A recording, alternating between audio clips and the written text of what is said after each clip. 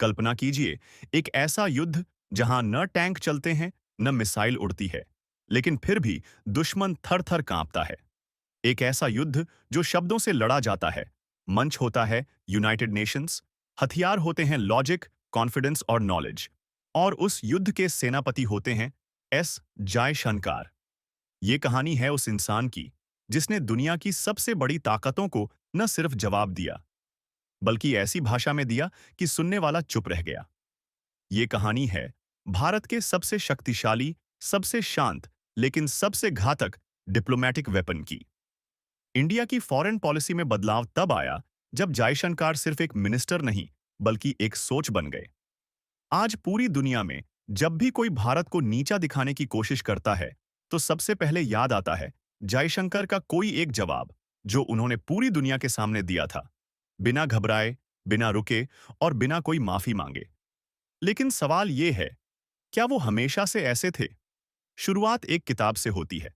छोटे से बच्चे के हाथ में किताब होती है, वर्ल्ड मैप की। वो अपने पिता से पूछता है, ये अमेरिका इतना बड़ा क्यों है?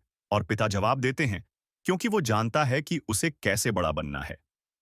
एस जयशंकर का जन्म एक ऐसे घर में हुआ जहां राजनीति नहीं, बल्कि स्ट्रैटेजी की बातें होती थीं। उनके पिता थे डॉक्टर के सुब्रमण्यम, जो भारत के सबसे बड़े स्ट्रेटेजिक थिंकर माने जाते थे। वो इंसान थे जिन्होंने न्यूक्लियर डॉक्ट्रिन को डिफाइन किया और इंडिया की नेशनल सिक्योरिटी की नींव रखी। जयशंकर के लिए ये सिर्फ एक परिवार नहीं था, ये एक ट्रेनिंग ग्राउंड था। उन्होंने दिल्ली की जेएनयू से इंटरनेशनल पॉलिटिक्स में पीएचडी की। उनके थीसिस का विषय था इंडियाज न्यूक्लियर डिप्लोमेसी, यानी जिस विषय पर दुनिया बात करने से डरती थी, जयशंकर उस पर किताबें लिख चुके थे। अब कहानी तेजी से आगे बढ़ती है। जयशंकर आईएफएस ज्वाइन करते हैं, इंडियन फॉरेन सर्विस, और यहीं से शुरू होती है उनकी असली diplomacy training. Assignment 1, Moscow Soviet संघ का द्वार था। रशिया और अमेरिका के बीच कोल्ड वॉर चल रहा था। जयशंकर मॉस्को एम्बेसी में एक छोटे पद पर नियुक्त थे, लेकिन उनकी समझ और शार्प माइंड ने वहां भी ध्यान खींचा। उन्होंने रूसी भाषा सीखी, लोकल डिप्लोमेसी सीखी और पहली बार देखा कि ग्लोबल सुपर पावर्स कैसे काम करती हैं। Assignment 2, Washington DC. अब वो पहुंचे अमेरिका, जहां पावर एक स्टाइल है, लेकिन यहां भी उन्होंने वही इंडियन कामनेस, वही ग्राउंडेड इंटेलिजेंस दिखाई। वॉशिंगटन में उनका टेन्योर साबित करता है कि जयशंकर हर सिचुएशन में खुद को ढाल सकते हैं, कोल्ड, कैलकुलेटेड, लेकिन क्लियर।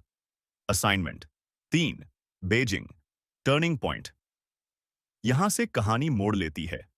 चाइना, एक ऐसा देश जो भारत के लिए हमेशा से चुनौती रहा है।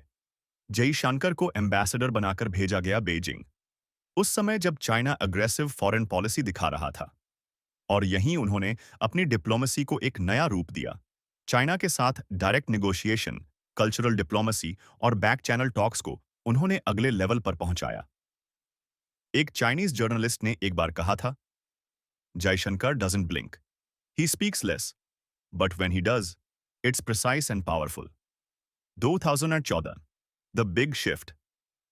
नरेंद्र मोदी की सरकार आई और पहली बार एक सर्विंग फॉरेन सेक्रेटरी को बिना राजनीति के बैकग्राउंड के सीधे कैबिनेट मिनिस्टर बनाया गया। जयशंकर अब सिर्फ निगोशिएटर नहीं, पॉलिसी मेकर बन चुके थे। अब असली खेल शुरू हुआ। उन्होंने पहले ही वर्ष यूनाइटेड स्टेट्स, रशिया, चाइना और मिडल ईस्ट के साथ भारत के रिश्तों में बड़ी हलचल मचाई। इंडिया की फॉरेन पॉलिसी अब डिफेंसिव नहीं, असर्टिव हो चुकी थी, और उसके पीछे सबसे बड़ा नाम था S Jaishankar. India is not defined by western approval. उनका यह स्टेटमेंट यूनाइटेड नेशंस में गूंजा तो पूरी दुनिया समझ गई, अब भारत पुराना भारत नहीं रहा। प्रेस कॉन्फ्रेंसेस अब बोरिंग नहीं होती थीं। अब हर कॉन्फ्रेंस में कुछ ऐसा होता था जो अगले दिन की हेडलाइंस बन जाता था। Europe thinks it's the world's conscience, but we know our interests. We don't need lectures from countries who invaded Iraq. India will buy oil from wherever it benefits us, even if it's Russia. इन बयानों से कुछ लोग डर गए, कुछ नाराज हो गए, लेकिन एक बात तो तय हो गई, इंडिया अब सिर्फ सुनने वाला नहीं रहा, अब वो बोलता है, और जब बोलता है, तो पूरी दुनिया सुनती है। उनकी रणनीति का असली जादू वो सिर्फ विदेश नीति नहीं बनाते, वो शब्दों में स्ट्रैटेजी भर देते हैं। उनकी डिप्लोमेसी की सबसे बड़ी ताकत है क्लैरिटी, काल्मनेस और करेज। वो जानते हैं कब क्या कहना है, किस मंच पर कितना कहना है और किस सवाल का जवाब साइलेंस से देना है। यूनाइटेड नेशंस में जब पाकिस्तान ने कश्मीर का मुद्दा उठाया तो जयशंकर ने सिर्फ एक लाइन में जवाब दिया, we know who the terror epicentre of the world is. पूरा हॉल तालियों से गूंज उठा। The global warrior in Indian kurta S Jaishankar suit boot में नहीं, सादा कुर्ता पहनकर डिप्लोमेसी करते हैं, क्योंकि उन्हें पता है कि रिस्पेक्ट कपड़ों से नहीं, शब्दों से मिलती है। पार्ट 1 यहीं खत्म नहीं होता, क्योंकि अगला हिस्सा दिखाएगा वो पल जब अमेरिका, चाइना, रशिया, यूरोप सब एक साथ भारत के दरवाजे खड़े थे, और उस दरवाजे पर जो खड़ा था वो था भारत का असली foreign weapon. S Jaishankar. Russia और यूक्रेन के बीच युद्ध छिड़ चुका था। दुनिया दो हिस्सों में बढ़ चुकी थी। एक तरफ अमेरिका और नेटो थे, दूसरी तरफ था रशिया। बीच में खड़ा था भारत, और भारत के सामने खड़े थे यूनाइटेड स्टेट्स, यूरोप और मीडिया। हर कोई पूछ रहा था, will India support the West और रशिया? और तभी एक आवाज आई, we will do what's in India's interest. यही वो पल था जब दुनिया को समझ आया, एस जयशंकर सिर्फ विदेश मंत्री नहीं हैं, वो डिप्लोमेसी हैं जो आजादी की दूसरी परिभाषा बन चुकी है। यूक्रेन वॉर और इंडिया की न्यूट्रल डिप्लोमेसी। जब पूरी दुनिया रूस के खिलाफ सैंक्शंस लगा रही थी, इंडिया चुपचाप रशिया से डिस्काउंटेड ऑयल खरीद रहा था। वेस्टर्न मीडिया भड़की, यूरोप ने बयान दिए, लेकिन जयशंकर एक ही लाइन दोहराते रहे, Europe has to grow out of the mindset that its problems are the world's problems, but the world's problems are not Europe's problems. इतनी साफ साफ बात पहले कभी किसी इंडियन लीडर ने नहीं की थी। इंडिया फर्स्ट पॉलिसी, कोई समझौता नहीं। जयशंकर की डिप्लोमेसी की सबसे बड़ी पहचान है इंडिया फर्स्ट। कोई भी ग्लोबल इश्यू हो, वो हमेशा पूछते हैं, how does this benefit India? चाहे वो रशिया से ऑयल खरीदना हो, या अमेरिका से डिफेंस डील्स, या चाइना से बॉर्डर टॉक्स। क्यूआडी और ब्रिक्स, दो विरोधी ग्रुप एक साथ। क्यूआड, अमेरिका, जापान, ऑस्ट्रेलिया और India. BRICS, Brazil, Russia, India, China, South Africa. एक तरफ अमेरिका, दूसरी तरफ रशिया और चाइना। फिर भी इंडिया दोनों का हिस्सा है, और इसका कारण सिर्फ एक है, जयशंकर की स्ट्रैटेजिक बैलेंस डिप्लोमेसी। वो हर ग्रुप में शामिल होते हैं, लेकिन अपने टर्म्स पर। अमेरिका और इंडिया, एक नया रिश्ता। मोदी और बाइडेन की मुलाकातें हेडलाइन बनती हैं, लेकिन उनके पीछे जो सबसे अहम ब्रिज है वो जयशंकर हैं। उन्होंने डिफेंस, टेक्नोलॉजी और एनर्जी सेक्टर्स में इंडिया यूएस रिलेशंस को नेक्स्ट लेवल पर पहुंचाया है। लेकिन जब बात सेल्फ रिस्पेक्ट की आती है, तो वो अमेरिका को भी चुप करा देते हैं। एक बार एक अमेरिकन जर्नलिस्ट ने पूछा, why is India buying Russian oil in this time of war? Jaishankar का जवाब था, we buy oil from where it's cheap. Why don't western countries buy from Venezuela और Iran? You shut those options and now expect us to pay higher prices. Pakistan और China, अब कोई डर नहीं। पाकिस्तान जब भी इंटरनेशनल मंच पर कश्मीर को घसीटता है, जयशंकर बिना भावनाओं के एक ही लाइन में जवाब दे देते हैं, talks and terror can not go together. और चाइना के साथ उन्होंने डिप्लोमेसी और फर्मनेस का ऐसा बैलेंस रखा है जिससे ना भारत पीछे हटा, ना बेवजह झुका।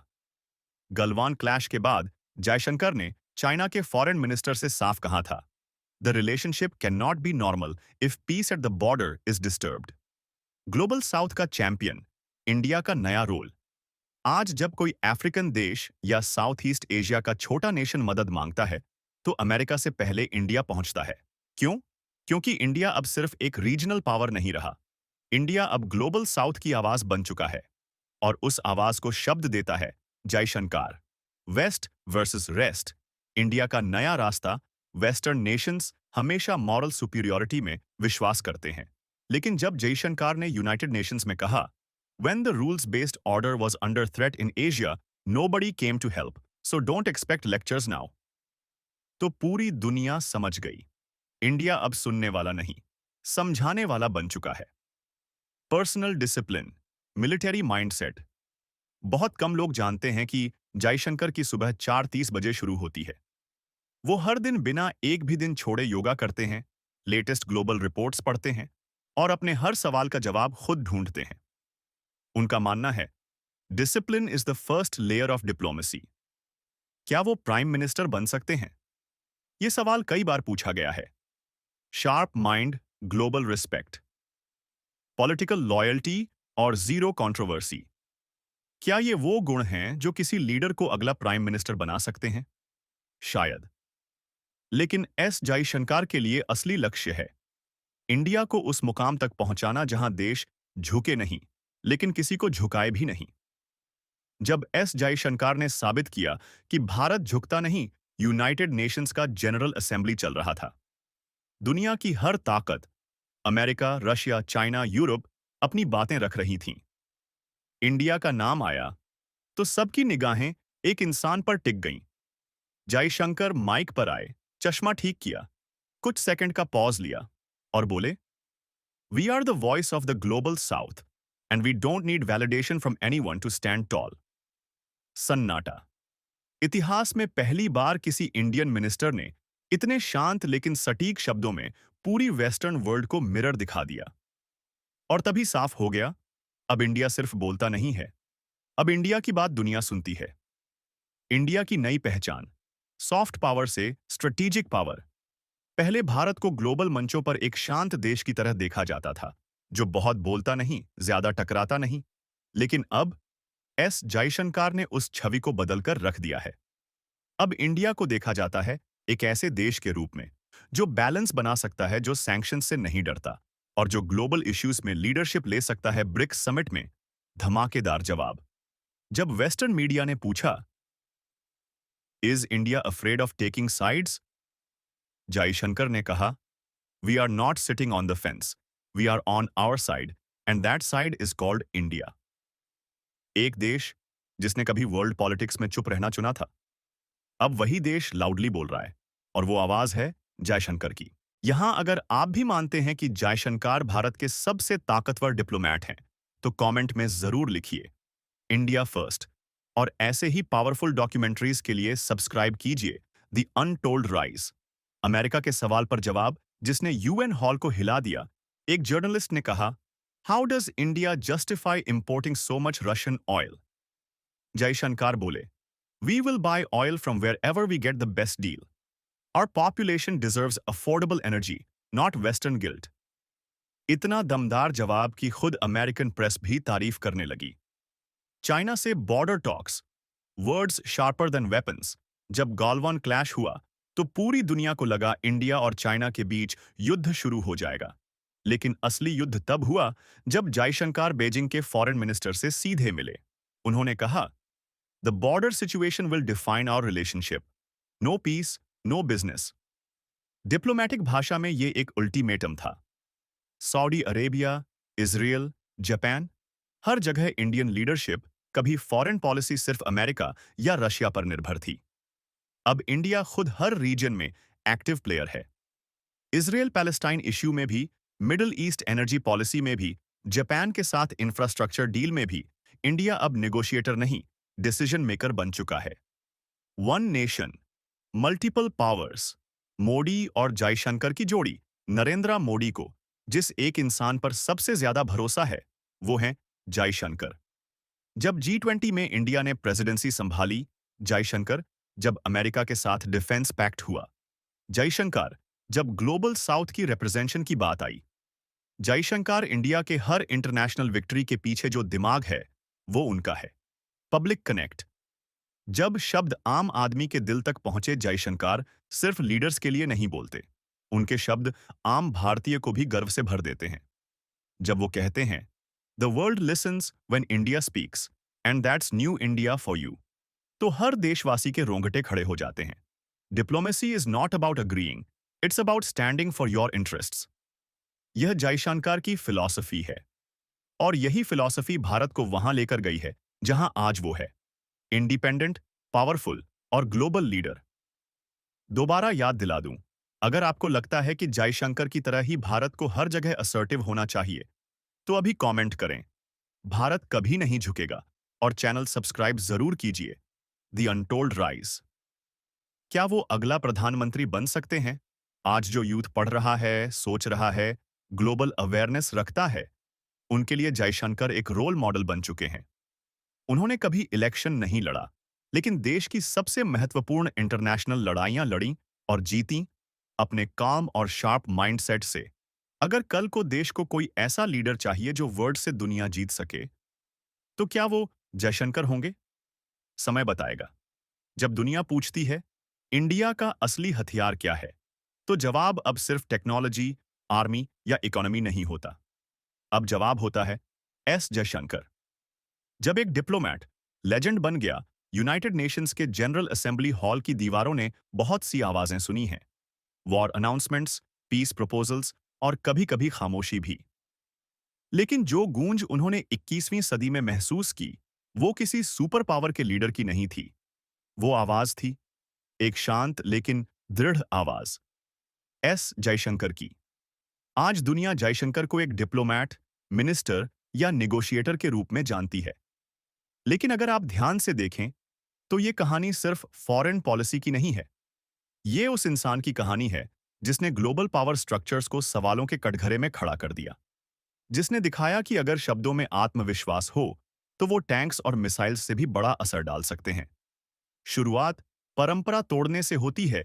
इंडियन फॉरेन पॉलिसी एक समय तक शांत, संतुलित और अक्सर डिफेंसिव मानी जाती थी। हमारे लीडर्स बोलते थे, पर धीरे, जवाब देते थे, पर दबे स्वर में। जयशंकर ने उस साइलेंस को ब्रेक किया, बिना चीखे, बिना लड़े। उन्होंने डिप्लोमेसी में असर्टिवनेस का नया स्कूल शुरू किया, जहां क्लैरिटी, स्ट्रैटेजी और सेल्फ रिस्पेक्ट सबसे ऊपर थी। पब्लिक डिप्लोमेसी का मास्टर स्ट्रोक एस जयशंकर का सबसे बड़ा योगदान ये है कि उन्होंने फॉरेन पॉलिसी को ड्राइंग रूम्स और न्यूज चैनल से निकालकर आम जनता के बीच ला दिया। पहली बार लोग इंटरेस्ट लेने लगे कि इंडिया क्या स्टेटमेंट दे रहा है, रशिया से रिलेशनशिप क्यों इंपॉर्टेंट है, अमेरिका से डिस्टेंस या अलायंस। उनकी हर प्रेस कॉन्फ्रेंस वायरल होती है, न कि क्योंकि वो ड्रामा करते हैं, बल्कि इसलिए क्योंकि वो ट्रूथ बोलते हैं। Global South versus global West आज की दुनिया में एक नया क्लैश चल रहा है, ग्लोबल साउथ और ग्लोबल वेस्ट के बीच। वेस्ट वो देश जो हिस्ट्री से पावरफुल हैं, America, UK, France, Germany. South वो देश जो इमर्जिंग हैं, India, Brazil, South Africa, Indonesia. Global West चाहता है कि पुराना सिस्टम चले, लेकिन ग्लोबल साउथ चाहता है रिप्रेजेंटेशन, रिस्पेक्ट और रियलिटी। और इस मूवमेंट का सबसे बड़ा चेहरा बन चुके हैं जयशंकर। उनकी line, we are not part of the problem, but we want to be part of the solution. Strategic autonomy, India की नई पहचान। स्ट्रैटेजिक ऑटोनॉमी का मतलब है किसी भी ब्लॉक का हिस्सा बने बिना अपने इंटरेस्ट के लिए डिसीजंस लेना। जयशंकर ने इसे प्रैक्टिकल बना दिया। रशिया से ऑयल लिया, लेकिन यूक्रेन में वॉर की आलोचना भी की। अमेरिका से टेक्नोलॉजी ली, लेकिन ईरान को रिजेक्ट नहीं किया। चाइना से बातचीत की, लेकिन बॉर्डर वायोलेशंस पर जीरो टॉलरेंस दिखाया। इंडिया अब किसी का पपेट नहीं है। इंडिया अब एक पोल है, एक ध्रुव। अगर आप मानते हैं कि इंडिया को ऐसा ही असर्टिव और क्लियर लीडरशिप चाहिए, तो कमेंट कीजिए एस जयशंकर, साइलेंट स्टॉर्म, और सब्सक्राइब करें द अनटोल्ड राइज चैनल पर ऐसे ही और गहरे वीडियो के लिए।